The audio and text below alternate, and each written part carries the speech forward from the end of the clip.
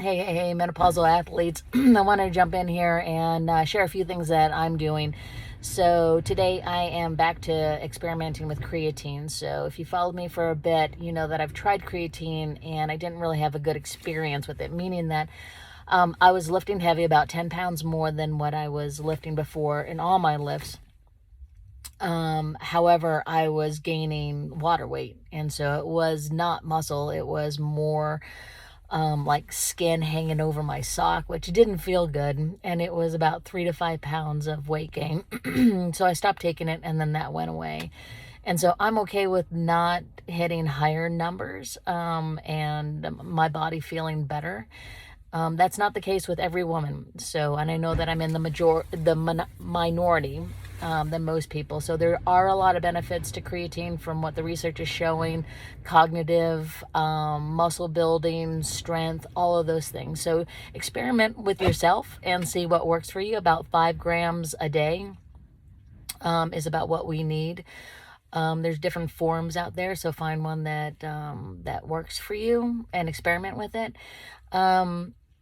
So I am also testing my lifts, and I'm marking them, like when I'm using creatine and what these numbers are, and see what changes come about with that. The other thing I want to chat with you about is, of course, it's January 2026, and that does lead to people thinking about what they did last year, what they want to do better. Fitness goals always comes into that, so I want to speak to that a lot of times what we do is that we set goals that are too high, or goals that are not sustainable. Like, I'm going to work out every day, for the next 6 months, or I'm going to work out every day. Like, every day for how long? How long can you keep that up before life gets in the way? But instead, just start with where you are and what could be a little bit better than that. If you're not working out at all and not lifting weights at all, then start with one day a week that you choose. Make that really consistent and then increase it to 2 days. So choose the goal that you can manage and that you can stick with and that you're going to celebrate. So make sure that you are telling yourself, like, listen, I'm going to do this for 2 weeks, and when I do this consistently for 2 weeks, I'm going to celebrate it in this manner. I'm going to get a new pair of workout socks. I'm going to get a new piece of workout equipment, or whatever it is. Set goals like that are more manageable, and then you can celebrate along the way and then increase it. So you don't need to wait until January to reset anything. You can take inventory at the beginning of February and see, like, all right, maybe that goal was a little too high because I couldn't reach it, so I'm going to do this instead. So make sure that it's manageable and doable and something that you can celebrate that you accomplished it.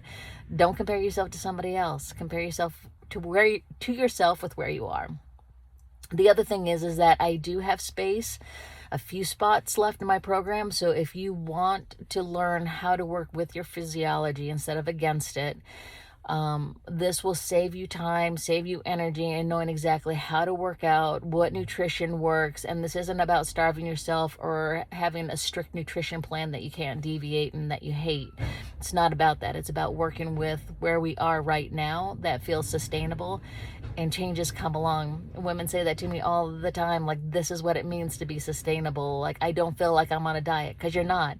You're just learning how to work with your body with where it is right now. And so comment below, say interested, and I'll reach out to you with more details about what the program is. So space is limited. I keep this group small. We have a great community with the right people that come in, and I appreciate that. All right, take care.